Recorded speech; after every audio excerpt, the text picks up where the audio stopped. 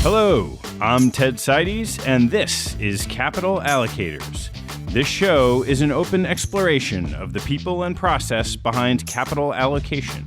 Through conversations with leaders in the money game, we learn how these holders of the keys to the kingdom allocate their time and their capital.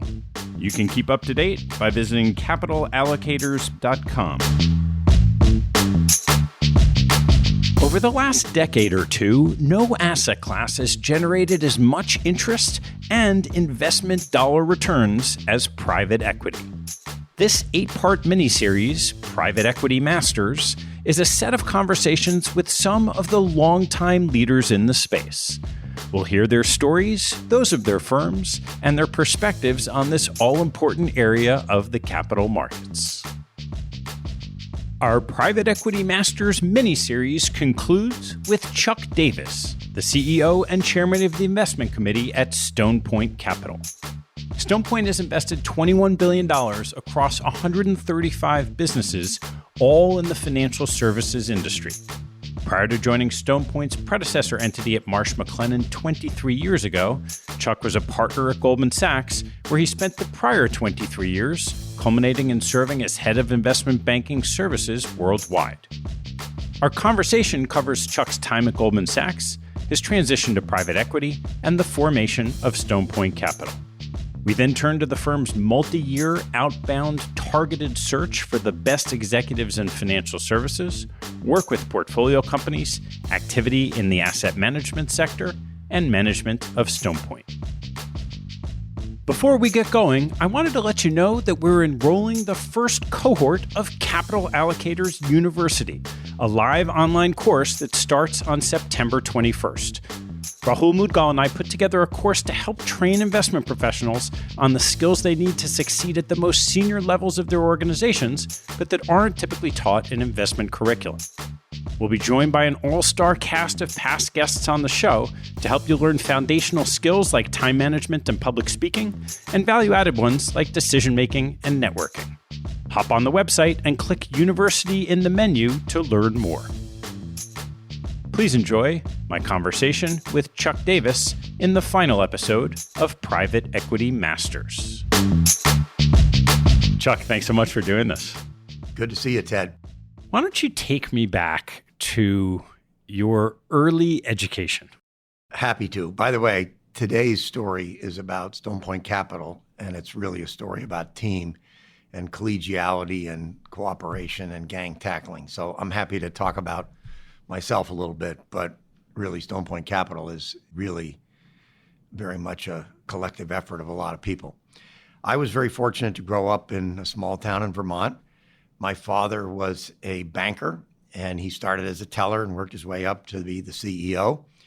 And I had the privilege of going around with him to see his clients. And I learned so much from him because he would tell me, here's who we're going to go see, here's what he's like. And then I would watch him talk. I'd be 8, 10, 12, 14 years old. And then after we'd leave, he would explain to me what just happened. And I learned a couple things that were just invaluable later on in business life. One was there are easy, good businesses, and there are tough, difficult businesses. And some of the difficult businesses my father dealt with were farming, contractor, construction people, one location restaurants. And then there were some really good businesses that seemed to grow and develop. But the second thing I learned from him was the people are even more important than the business. There were many people that he backed in tough businesses that did well. And there were many people that were in good businesses that were not capable and they didn't do well. So those lessons were just invaluable. When you ask about my early education, I was not a good student. My best friend's father called me Hurricane Charlie because I couldn't sit still and I couldn't concentrate. And that meant being disruptive in class and also not being able to do homework at night. So I had a very bumpy academic career. And so how does someone go from having that type of academic career to what ended up being a long tenure at Goldman? That's a good question. I think it was Part of it was maturity. Part of it was metabolic makeup, slowed down a little bit. And I think most of it was I discovered that when I liked something, I could concentrate and be good at it. When I didn't like something, I had a hard time not being bored or not getting uncomfortable and being unable to focus. And when I found Wall Street and finance and business and numbers and the same competitive environment that I found on athletic fields, which I loved sports, then my interest became very much a passion, and I was able to concentrate and focus and hopefully prevail through some challenging experiences. So you had a long run at Goldman, and I'd just love to hear a little bit of some of the highlights of your experience that ultimately led to Stone Point and what you learned along the way. I think I was very lucky to select Goldman because in the mid-'70s, they were not the firm they became in the 80s and 90s, and I can't say I had any clairvoyance. I just felt like there's a buzz, there's a vibe, there's an energy at this firm that doesn't seem to exist at some other firms.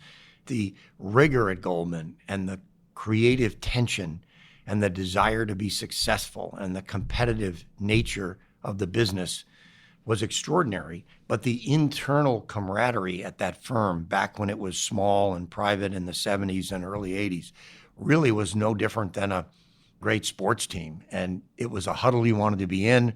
It was a team bus you wanted to ride on. And I just learned so much from the people there who would take you under their wing and mentor you, and then from the clients. And the great thing about investment banking, particularly back then, there were no analysts, there were no computers, everything was done by hand.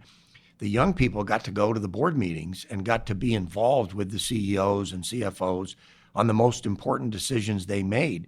So for years and years, getting those reps and that cumulative knowledge of how people make decisions and then watching those decisions play out favorably or unfavorably was just an amazing experience. And because the firm was so small, everybody at that time got an enormous amount of exposure and reps to those kinds of situations. And so it was invaluable. And I must say, I loved it. I loved virtually every minute of my 20 plus years there. What were the breadth of roles that you played in those 20 plus years? Well, you go to a Goldman now, you're in a product group, an industry group, or a region. Back then, that didn't exist. And so there was a nascent merger department. There was no capital markets group. And basically, you worked on all types of transactions for all industries and all companies and all geographies. We didn't have a big international business in the beginning, but eventually all of us got involved in lots of different things. Everyone tended to find areas of specialization and focus. One of the jokes was you do one deal in a sector and you know something, you do two deals and you're an expert, and you do three deals and you're the dominant player in it. And so my experience evolved from all types of companies. I tended to spend most of my time in the United States, which most people did back then. And eventually there were certain sectors that I felt more comfortable in than others. And once you switch from the corporate finance department, because Goldman separated relationship management from transaction execution. So after spending 4 years executing transactions, I was moved to the new business department where my job was to build relationships and bring all the products and services of the firm to bear to meet the client's needs. Then your role becomes quite different. And that was a role I was better suited for in many ways than actually doing the blocking and tackling of the technical aspects of the deals. I was wondering if you could harken back to an example of something that was, maybe you'd call it inefficient, or area of opportunity that you saw back then that today you might look at and say, oh, well, of course, that's how you would pursue an opportunity. Well, one of the brilliant things that Goldman Sachs did, and John Whitehead was the father of it, was separating relationship management from transaction execution and actually having a group that was called the New Business Department, cold calling companies. And no one did that back in the 50s and 60s. You had a relationship with your banker and you came to Wall Street and asked them how to finance your next capital expenditure. Goldman was actually cold calling, and the fact that the firm was proactively outbound, targeting, searching for clients really was a model that moved the firm from a good firm to a firm that really had a spectacular multi-decade run. And the lessons from that at a Stone Point, where we have a strategy of a proactive multi-year outbound targeted search, and it's kind of slow twitch muscle investing because you spend years studying a sector, meeting people, interacting with them, learning, adding value, developing relationships before you ever write a check. Goldman's model was the same in the sense that you called on companies for years and years, and then all of a sudden they got something to do, and you were the last one to call on them, or they had your name and number, or they felt comfortable with you, and Goldman started getting more and more and more business, and competitors are wondering how Goldman was doing it, and a lot of it had to do with a multi-year relationship development plan, which was very expensive because you had duplication of functions. On Wall Street, most people went out, found a piece of business, and then processed it themselves and went to their boss for their bonus. Goldman divided the clients up, gang tackled the opportunity, specialized quicker than others, and I thought that model really fit for private equity, which really is the way Stone Point is set up today. So after this long run at Goldman, what was the impetus for you leaving? I was one of the happiest partners at Goldman Sachs, and I definitely could have stayed there for my whole life. And I believe that in many ways I was too in love with Goldman Sachs. I was in my mid-40s, and I just had this feeling that I wanted to do something else. I didn't know what it was, and I didn't know that I'd be going into private equity, but I just thought I got to step back and figure out what I want to do, where I want to live, and reset. And there was no trigger to that, and I couldn't explain it to people closest to me. They were wondering what I was thinking. And I ended up spending 3.5 years as a senior advisor working on a handful of projects for Goldman. And during that 3.5 years, Steve Friedman, who had also left the partnership at Goldman, he had run the firm, and Nick Zerbib, who was an analyst that had rotated out of the 3-year analyst program, the three of us had a little virtual firm. We named it Catamount Capital, the Vermont state animal, believed to be extinct, but there were 3 catamounts walking around. And we were doing a lot of really interesting deals with our own money and without any sort of resources beyond ourselves. And we did that for the late 1995 up until 1998. And it was going well. We were having fun, but we were thinking it would be good to have offices and computers and someone to get you a cup of coffee and third-party investors and the like. And that's how we ended up combining with Marsh McLellan to take on the Trident Funds. You had been involved with lots of different companies across sectors. How did you decide to focus on financial services? We didn't really make that decision. It was kind of made for us in the sense that Marsh McLellan had a private equity firm that they owned jointly with JP Morgan. And it was set up to basically put capacity into the property casualty insurance market after a hurricane or an earthquake or there was a dislocation. And they had set up de novo companies in the 80s called ACE and XL in Bermuda. And then they set up a company called MidOcean after Hurricane Andrew in 1992. And then in 1994, they said, why don't we have a fund? Because it's taking us a year to raise the money and set up a company. If we had a fund, we could address the dislocation, the imbalance quickly. So they set up a fund called the Trident Funds, and it was a $667 million fund. And that fund was mostly invested by the time we came in. So Steve and Nick and I joined, and we joined with the understanding that Trident had a one-trick pony. It was the best trick in the rodeo by far, They were the best provider of capital to the property casualty insurance industry.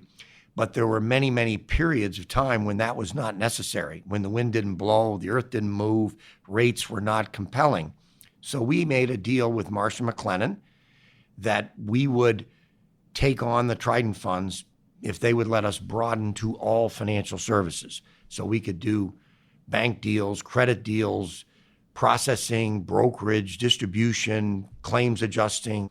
They were excited about that, and we joined. And that's really how the financial services segmentation developed. It came from a pretty narrow product and was broadened from the 1998 period. We were very lucky when we joined that Jim Carey was here, had been here briefly, and he's spectacular and partner today. And we went out and recruited David Wormuth. And so David and Jim, Steve and Nick and I really set the strategy in 1998, 99, 2000 that has basically made us what we are today over 23 years. We were happily working inside of the Marsh McLellan network until 2004, when Elliot Spitzer sued Marsh McLellan for bid rigging, which we had nothing to do with. And so we were given the opportunity to spin out, take the track record, the team, the investors, and the platform, change the name from MMC Capital to Stone Point Capital, and take the ownership of the firm. And that was, in many ways, a wonderful thing because we now controlled our own destiny, and Marsh was a great partner, and we certainly had a good experience with them, and they're good friends to this day. But that was a pivotal event in the development of Stone Point Capital. So I want to dive into how you've approached investing in this space. And so let's start with, you have this focus on financial services.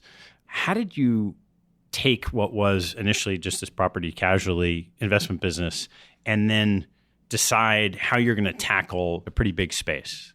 Well, again, a lot of debate and discussion among Steve, Jim, Nick, David, and myself, particularly with others. And by the way, many people have now contributed enormously to the evolution of that question because we continue to evolve, and the segments and the sectors that we cover, which are now 70 different subsectors inside of 12 general areas, that has evolved. And basically, we started with a number of key concepts, and I'll just give you a handful of them. And obviously, this is an oversimplification. We wanted to figure out what we would go after, and we wanted to start this proactive multi-year outbound targeted search. We really wanted to specialize because it seemed like private equity was like investment banking, where it was going into specialization and generalist funds like general practitioners in medicine and the like. We thought the industry was going to evolve, so we wanted to specialize in financial services broadly defined. We definitely put enormous emphasis on the owner-operator. Again, when I look at my dad and the way he backed owner-operators, that was really critical to us. We decided that we wanted to hire and train and mentor and build from within, because people that come laterally have a different way of doing things, and we wanted to have this elongated bass-ackwards investing where you do your homework ahead of time and you really know what you want to do, and then when the opportunity comes, you can move instantly. But when you see an opportunity that you haven't done the multi-year study of, then we're pretty plodding about that. And we wanted to do it in a culture that was really caring and sharing and teamwork and camaraderie oriented. So everything at Stone Point, from the compensation structure to the sharing of the carry, to the way businesses are assigned, to the fact that every deal we try to do has a devil's advocate. Everyone here feeds from the same trough. Everyone's in this together. And because all these segments may be uncorrelated in terms of whether they're interesting to invest in, they're very correlated in terms of the regulatory environment they're in, the clients they serve, and the markets. So the knowledge that we have in all these sectors is very relevant to the sectors alongside of it. So it's very important that people share information with each other. And I think it was not that premeditated that we chose financial services broadly defined. And when you add benefits brokerage and workers' comp insurance underwriting to financial services, which it clearly is, and then you end up with third-party administrators, managed care services, you get into healthcare. We're not investing in the manufacture of defibrillators, but we are in healthcare from an indemnity and benefit standpoint. That's about 25% of the economy. And it's wonderful that all of that relates to every other part of it. Whereas if you have a sector fund like energy and oil goes from 20 to 100, you're brilliant. If oil goes from 100 to 20, it's hard to get out of the way of that.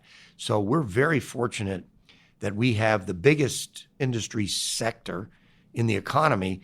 And the way we define it, it really is a robust area for opportunity. And I give Jim, Nick, David, Steve, and a lot of people here enormous credit for how we've built out the concentric circles of those subsectors. And we're doing deals today that were in parallel universes to the things we were looking at 20 years ago. And that has added enormously to our capability and flexibility of where we put our clients and our investors' money. I'm curious about this research process coming before the deal.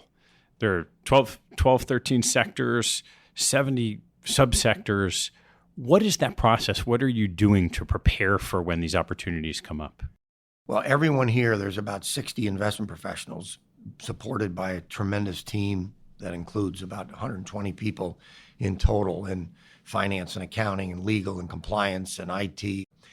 The investment professionals are all assigned to a small handful of these subsectors or sectors.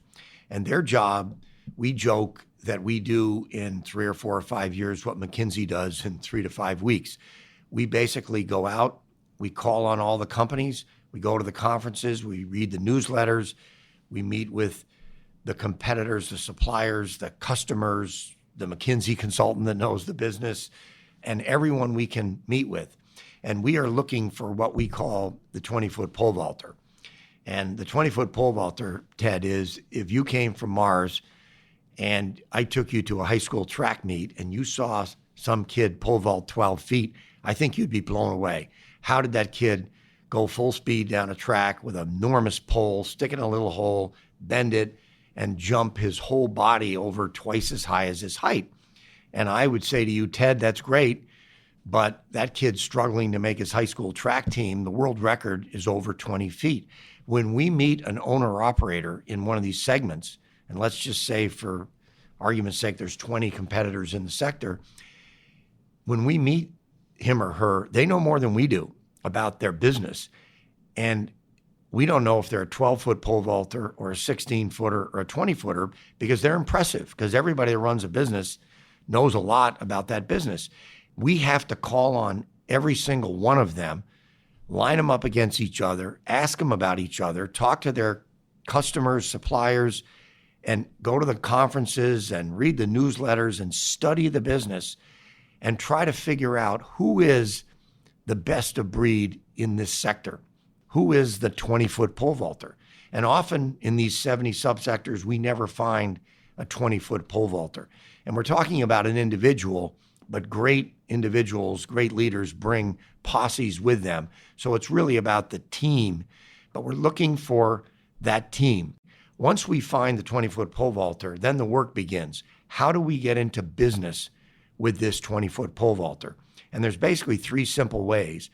If he or she owns the business, we try to get him to sell us 30, 50, 70%. We don't want to buy 100%, and we don't care whether we control the company or the management does, really, because the management controls the destiny of the company. We're there to help. We can make a good situation better. We can't make a bad situation good.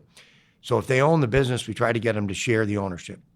If they work for a big company, we hope that at some point their business will be sold and we can buy their business from the big company. And we've bought over 20 companies from Citibank and Travelers and Swiss Re and all the big financial institutions. The third way is they don't control the company, they don't own it. it's not available, maybe they've sold and they're on the beach, we will do a de novo startup.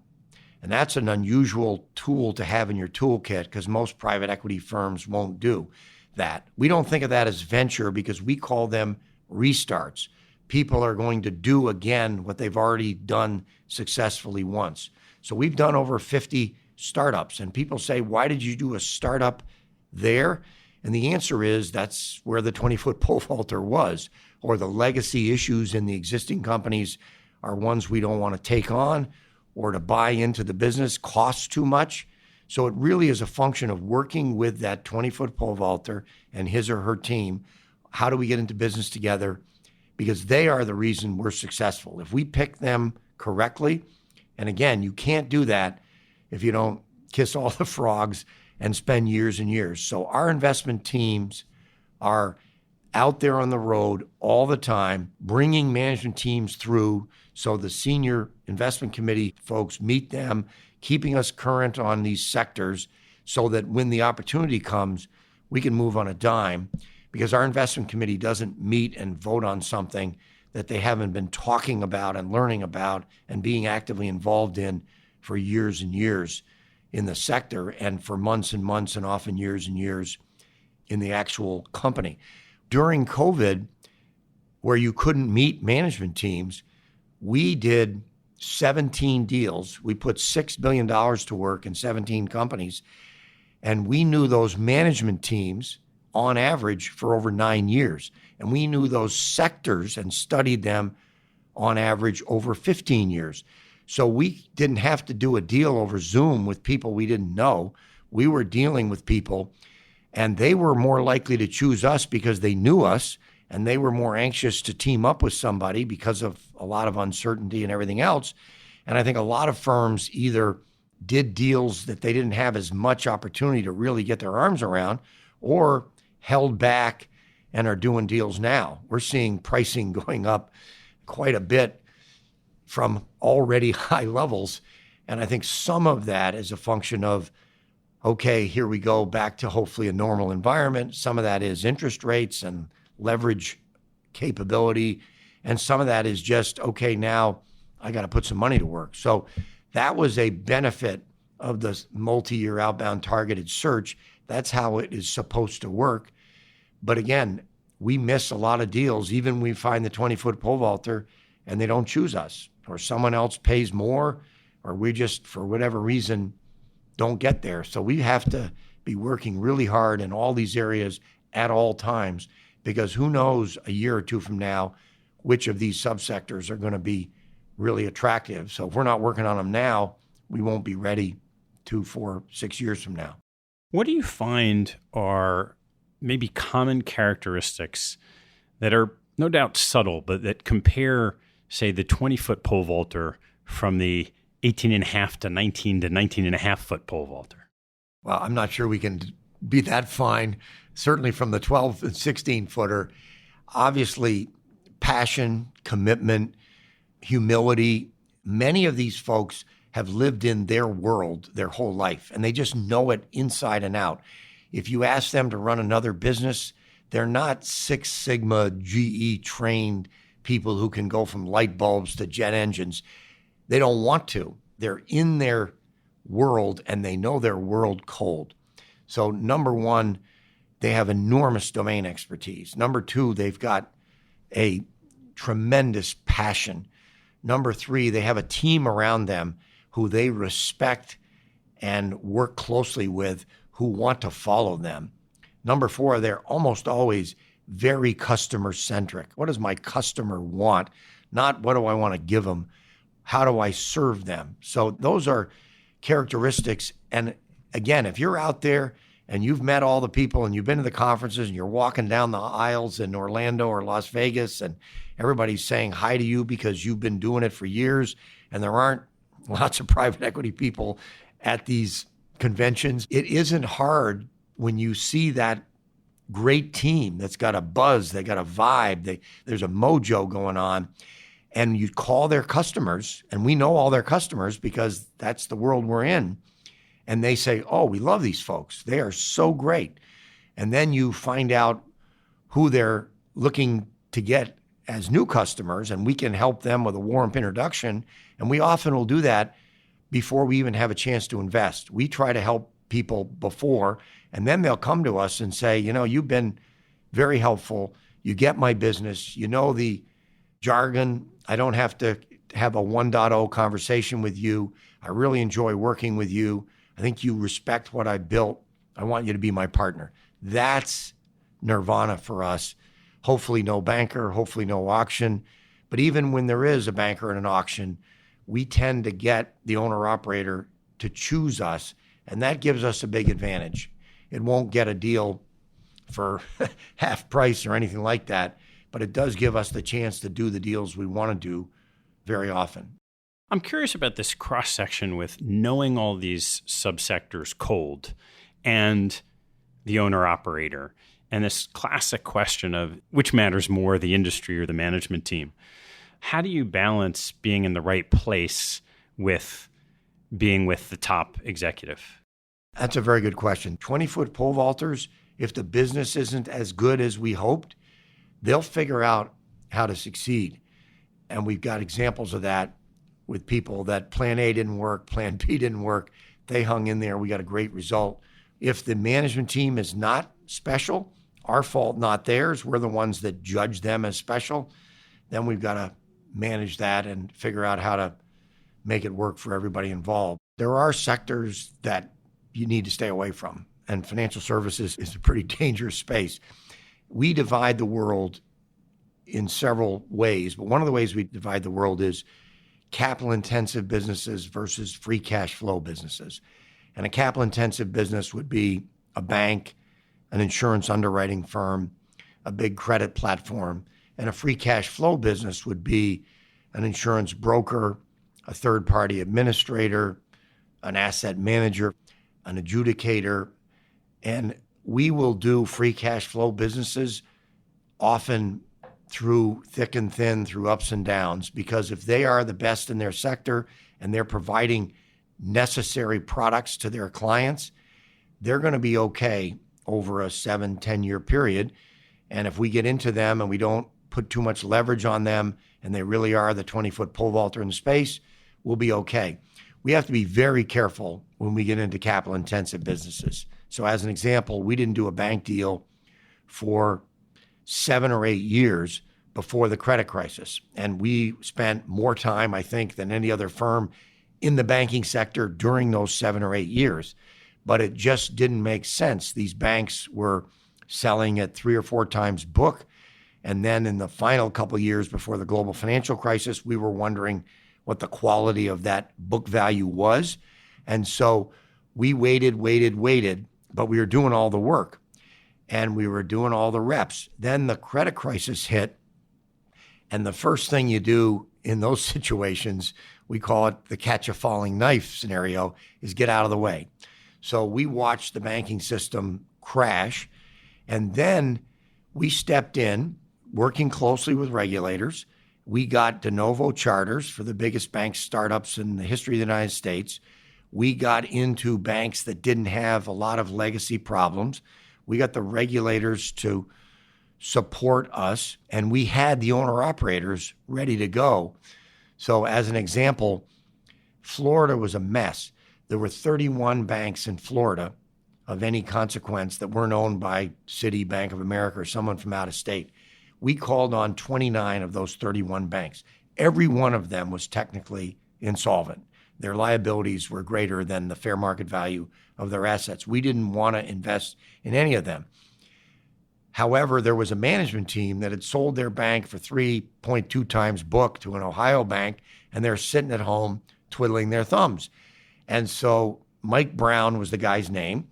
We found Mike Brown through this massive effort. And again, this is one state in one sector of all the things we're doing. And Chris Duty was the guy who was really leading it. And we went to the regulators and we said, we want to back Mike Brown, but it's very tough to get a charter. It's very tough to get on the approved list to do failed banks and to get loss sharing. We want to put some capital in there and help resolve the Florida banking crisis. And the regulator said to us, you back Mike Brown, you'll go to the top of the failed bank list in the state of Florida because he ran a Camel One rated bank. We love him and we're happy to support you. So we set up a bank with Mike. We bought a couple of banks to get charters quickly. We merged some businesses, built the company, and we did the same thing in Texas. And that bank ended up buying banks in Colorado. We did the same thing in California, and they ended up going to Arizona. We did the same thing in the Carolinas. They went to Virginia. So we did more bank deals than anyone after the crisis in the United States, having done none for the 8 years before. So you have to be ready to pounce. And the only way to do that, I ran a lot of marathons, and I tell the team here, when the gun goes off at the start of the race is basically over. What you did or didn't do the last 6 months is going to dictate what happens in the next 2 to 4 hours.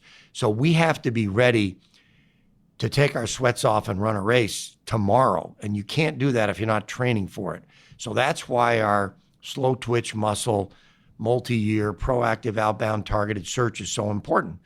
Now, we're not doing a lot of bank deals now, but we are ready if and when the banking system needs capital and you're compelled and you're paid fairly for the risk to do that. So the answer to your question is, it really depends on the cyclicality. We're not clairvoyant. We can't see around corners, but we do know when risks feel like they're getting underpriced. And right now, people are going out the risk spectrum, and the more risk you've taken the last few years, the better you've done. At some point, that's going to turn around. And right now, most of the things you invest in that have asset intensity to them, you're not really being paid adequately for the risk you're taking. You're getting bailed out by this wonderful flow of funds coming out of the fiscal and monetary policy of the government. At some point, that ends, and then what are you left with? So we're staying away from risk bearing, but we're doing a lot of work on it. We're meeting with the management teams. We're getting ready to set up and go after that market when it compels us to do so. In the meantime, we're doing a lot of free cash flow, high value added service businesses, backing 20-foot pole vaulters who have high retention rates, recurring revenue, high margins, and no real capital intensity, and a lot of free cash flow. What do you do after you've bought a business when you know you've backed, or you believe you've backed the 20-foot pole vaulter? How do you engage with them as the owner, minority, majority owner of their business? Obviously, the first thing you do is try to work out what you're going to do if and when you partner up before you partner up. And again, having the opportunity to really know these folks ahead of time, hopefully you have an agreement before you get married and find out things that you wish you'd known ahead of time. So we're very aligned with them. We want them to have a lot of skin in the game. We want them to make a lot of money. We want them to be at risk with our investors. And we will sit down with them either before or right after the closing and develop kind of a 100-day plan. We don't put operating executives in. We don't sit next to them and micromanage the business. If they are a 20-foot pole vaulter, they don't want us or need us to do that. We have to be right that they're really good. We don't tend to replace management teams. We don't tend to micromanage and really get involved in the day-to-day activities of the business. That's not really our model. And when we've made mistakes, and of the 150 deals we've done in over 20 years, we have made a handful of mistakes. We have a very low loss ratio because of the great owner-operators we backed. Our job is to find them, convince them to let us be their partner, and then to help them any way we can, which sometimes means getting out of the way. So we have high-touch investments. We have low-touch investments. And you try to work that out ahead of time. And we try to help these companies grow and succeed. We want them waking up in the morning thinking about how to buy, how to build, how to spend, how to grow, how to acquire, not how to cut costs, pay down debt, and financial alchemy your way to success. We try to build houses of stone, hence the name Stone Point Capital, not houses of straw. We didn't want to be Straw Point Capital. And if you look at the businesses that we've had the privilege of owning, they have done extraordinarily well, almost without exception, after we have moved on, and then the next buyer did really well because the management teams were very aligned with us. Let's build a real business here, a solid business, a solid platform. One of the formulas we've used successfully is if we have a good platform and if we got the best management team, we can tuck in smaller businesses in a lot of these fragmented spaces. So our companies have done 300 or 400 tuck unders in the last 3 or 4 years, and they did 60 or 70 of them during COVID. And those tend to buy down your multiple. They tend to have a lot of synergies. They tend to bring added management talent, customers, diversification. Those are great things to do. So our job is to help them any way we can. Sometimes we bring the tuck unders and negotiate them and price them. Sometimes they do. We let them do whatever they want to do. We help them any way we can. We introduce them to customers. We help them with capital structure. We help them with hiring people. We try to be strategic sounding board. And again, it really depends on what they want or need. And if you asked every one of the 65 or 70 owner-operators that we're in business with today, I think it'd give you slightly different stories about what we do, because we're not going into a company and saying, this will be your comp plan, this is the way you'll work, this is the form you'll fill out every month, this is the people you'll use for A, B, and C. It's their company. We support them, and it doesn't matter that we are a majority owner. We report to them. We want to help them any way we can. So when you've gone through this long process of all of this research on these subsectors, identifying the 20-foot pole vaulter, getting a deal done with them, working with them, figuring out what they need, how in the world do you think about exit strategy? That's a toughie. One of the things you learn along the way about investing is don't fall in love. Don't be passionate. Don't lead with your heart, lead with your brain. And I am definitely flawed in that regard. I do fall in love with these people, and so do a lot of people here at Stone Point. That's something we have to control, because these people just are the reason we're here. We're the reason we're successful. We live vicariously through their successes and their businesses, and we love them. And saying goodbye is brutal. We tend to hold longer than most firms. We have moved firms from one fund to another, which is challenging, but our investors have been supportive of us doing that. We're very excited about the new technology of continuation funds and the like, because at some point a company reaches a point where maybe you can't get a compounded return going forward, and therefore you really owe it to your investors to do a monetization. But a lot of times these companies have a lot of legs left, and we want to own them longer rather than shorter. But what we tell our investors when they ask us, what's the exit strategy going in? This is not meant to be a glib comment, but if this business succeeds, there'll be lots of exit alternatives. If this business does not succeed, all the things we tell you today about how wonderful the exit options will be are not going to be there. Obviously, we're very focused on what strategics want to buy. Right now, private equity firms are very competitive with strategics. So businesses that are leverageable, people will put a lot more leverage often on businesses than we will. People often will adjust EBITDA in ways that are quite creative. So there's a lot of money out there, and there's a lot of buying interest in private equity and in strategic land.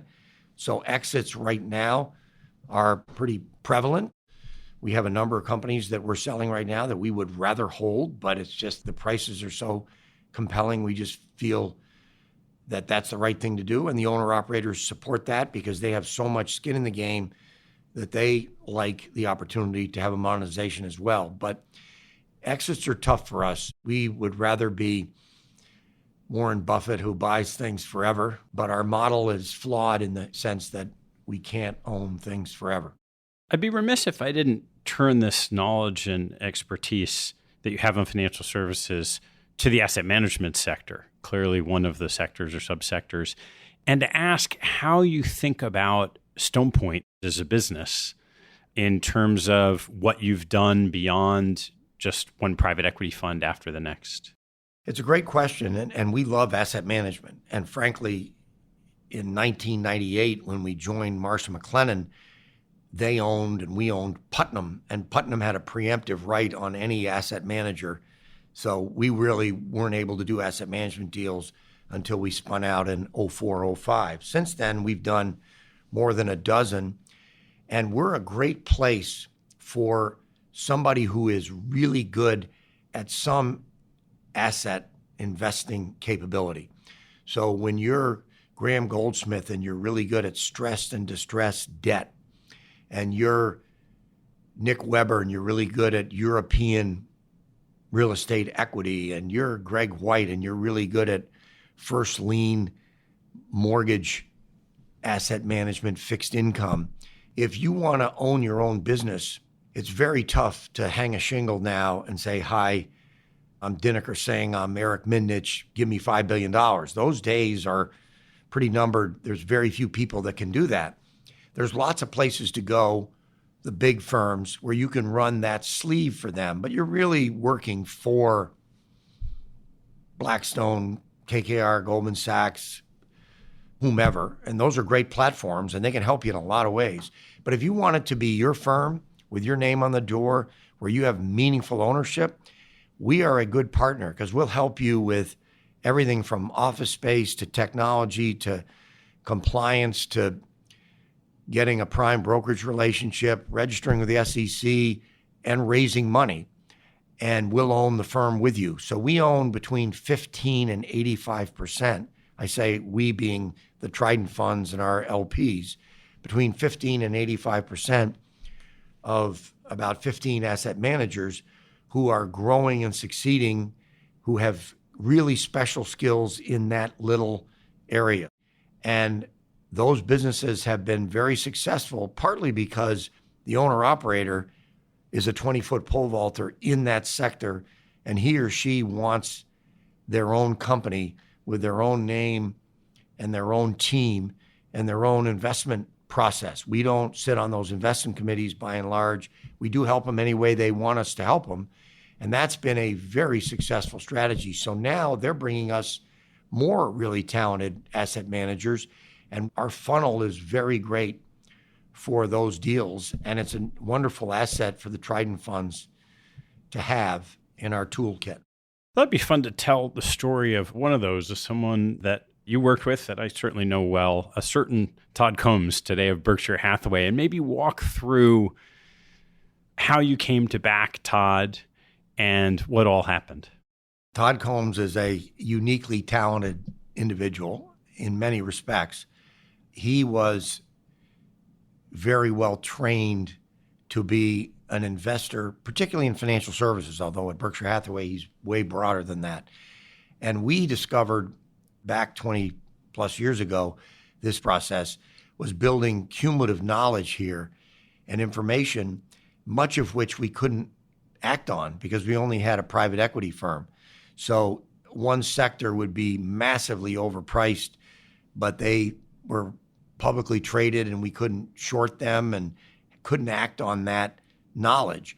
Another company we thought was ready to triple in the next 3 or 4 or 5 years because of their position, but they were publicly traded, didn't want or need capital, and we couldn't invest in them. So we spent a few years and dozens of interviews looking for someone who could do in the public markets what we were doing in the private markets.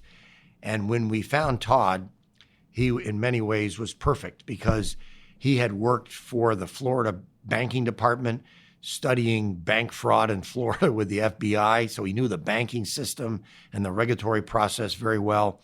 He had worked at Progressive, which I was and still am on the board of. So I met him, and he was in the pricing department, and Progressive is probably the most sophisticated insurance underwriting company in the world. So he was trained on insurance underwriting. He then studied value investing at Columbia Business School, and he was working inside of a hedge fund. So he really, in many ways, was perfect for what we were looking for. He was 32 years old. He didn't have a brand. He does now. And so setting up his own shop was not necessarily pragmatic for him. We couldn't do it without him. We helped him raise money. We set him up with office space and helped him any way we could. But he did all the investing and made all the decisions. And it was a wonderful marriage in Castle Point. Everything here we try to put a point on. The next company will come along, we'll call it What's the Point?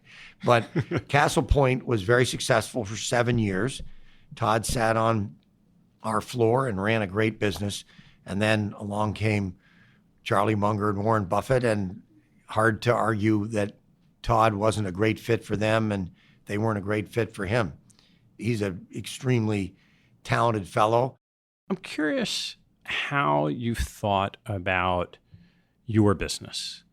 There's a lot of different firms have different types of ownership structures. We've talked to people in this mini-series that are public companies, that have sold significant stakes, that are private. What's been the evolution of your thinking about the business today and where Stone Point goes in the next 5 or 10 years?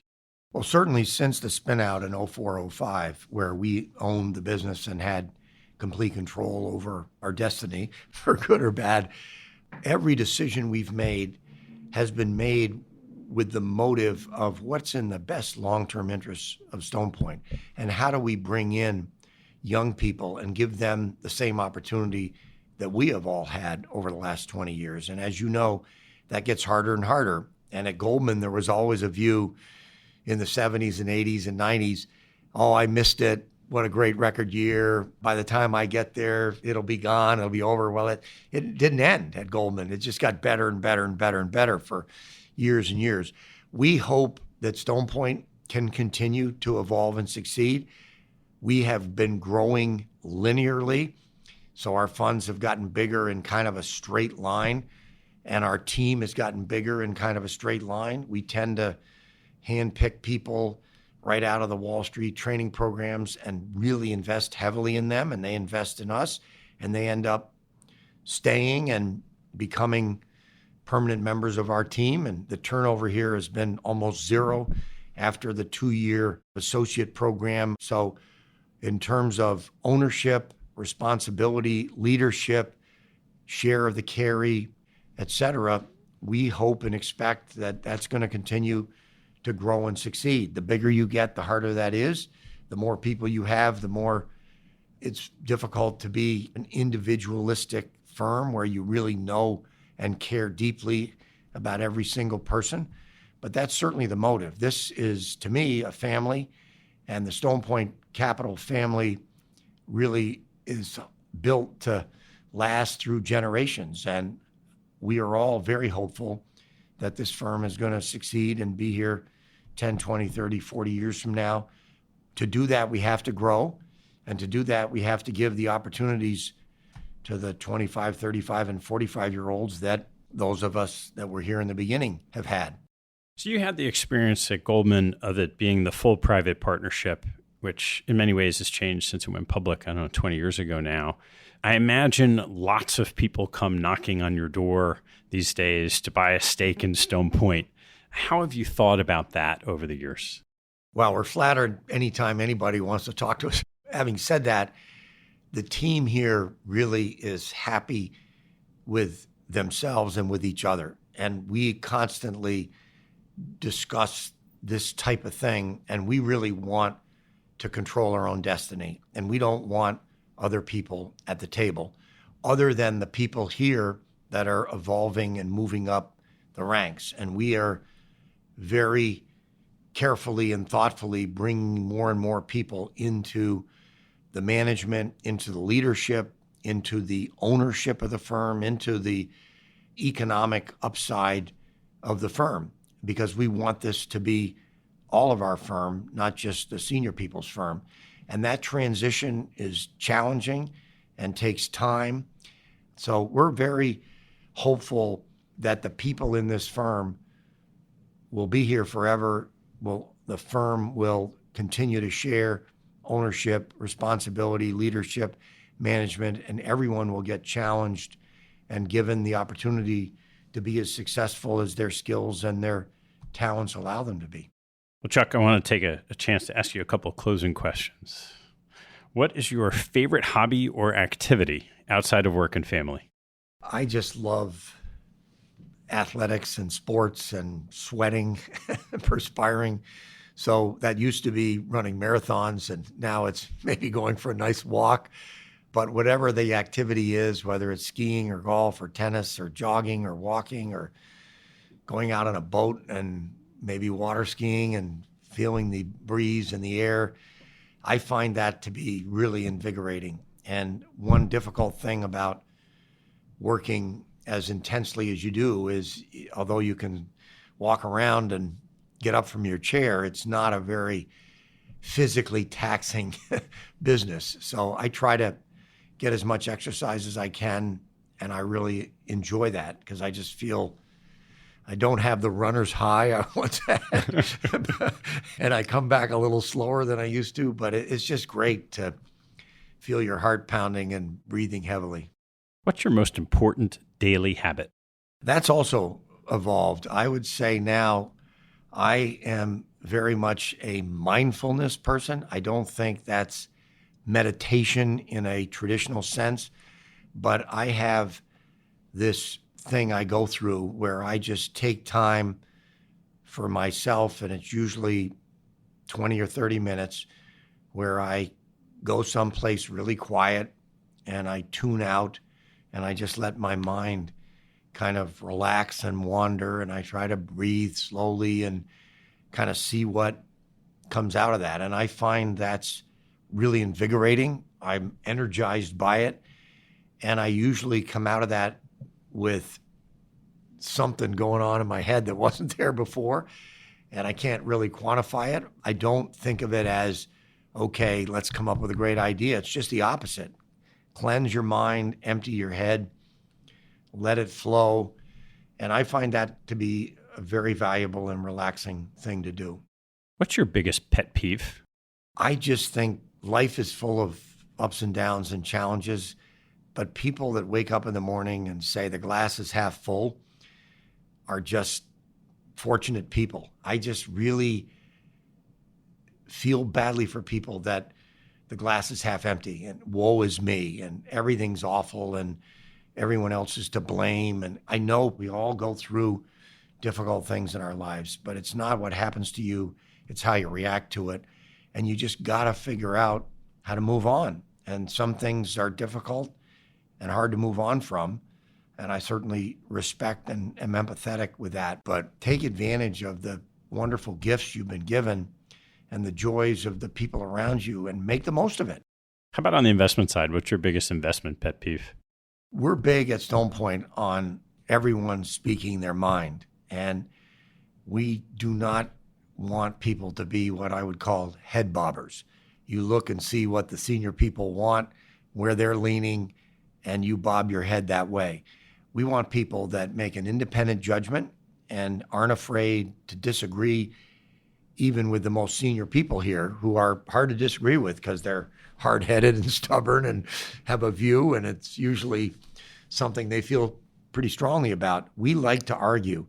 We try to disagree without being disagreeable, and we want young people to speak up, and we want them to tell us what they think, and we want them to give us their vibe check on a deal, 1 to 10.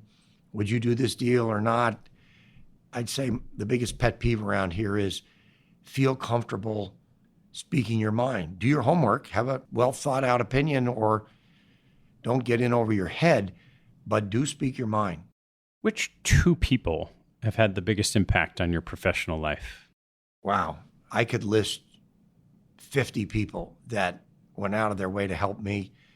If you had to say two, I would say without a doubt my father, for reasons I could take you through way beyond what we talked about before.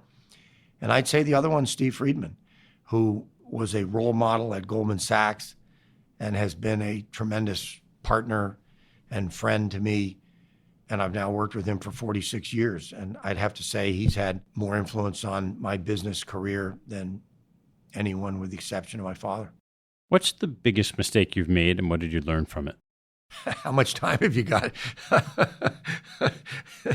I would say, as a general comment to that, because I could give you a lot of specific deal mistakes and decision mistakes, is I really believe that happiness and being comfortable with who you are and where you are is the key to life. And you want to be a journey person, not a destiny person. And I've had a tendency over the years to say, when I get that deal done next month, I'm going to be ecstatic. When we raise that fund in 3 months, I'm going to be ecstatic. When we close this, when we do that, and always waiting for the satisfaction of the deal ahead, as opposed to, wow, look at where we are right now. Be happy with that. Enjoy the process of getting that deal done. Don't wait. Don't hold back gratification, happiness, satisfaction for the moment that it transacts. Enjoy it along the way. And I am much better at that than I used to be, but I'm still a delayed gratification person, because we all know once you get there, that's not that gratifying. The gratification is the process along the way. And it's similar to running a marathon, where you really have to enjoy the training and the running in the rain and all the things you have to go through, not just I'm on the finish line. So I'd say that's the biggest mistake that I have made and that I continue to make, is just not living in the moment, not appreciating just how fortunate we all are to work with each other and have the privileges we all have. What teaching from your parents has most stayed with you? I'm one of 4 kids. I would say unconditional love. They loved us through thick and thin. And man, we made some bonehead decisions along the way. I would take more than 25% of the blame for that, of the 4 of us. They loved us unconditionally, no matter what. And there's something about having parents that love you unconditionally and aren't saying, oh, you didn't get an A, so I'm holding back my love for you, or you got cut from that team, or you didn't do this or that right. That just wasn't the way we were brought up. We were brought up by the most loving mother and a very demanding father, but 2 people that were with you through thick and thin. By the way, my siblings were with me through thick and thin. I've always tried to be there for them, and same with my family today. I just think unconditional love is an unquantifiable gift that you can give to another human being. All right, Chuck, last one. What life lesson have you learned that you wish you knew a lot earlier in life? I think it's living in the moment. It's just enjoying the benefits of everything that you've had in life. When you get sick, when you get a headache, when you don't feel well, you promise yourself, when I'm feeling fine again, I'm going to appreciate it. Then you feel fine and you don't appreciate it. And you feel fine for the next 4 months and you just take it for granted. And then you get a cold or a headache or something happens to you, and then you go back into that, boy, when I get out of this little thing, I'm going to appreciate feeling good again. So I just think it's all about really living in the moment and loving and appreciating. Not everybody got all the gifts and benefits that you got and I got, and that's not because of anything but dumb luck on our part. And to not appreciate that and to not give back and to not really also be empathetic to people that don't have that. I wish I'd been more empathetic and understanding to all that. Chuck, thanks so much for taking the time. Good to be with you, Ted. Thanks for listening to this episode. I hope you found a nugget or two to take away and apply in your investing and your life. If you'd like what you heard, please tell a friend and maybe even write a review on iTunes. You'll help others discover the show, and I thank you for it. Have a good one, and see you next time.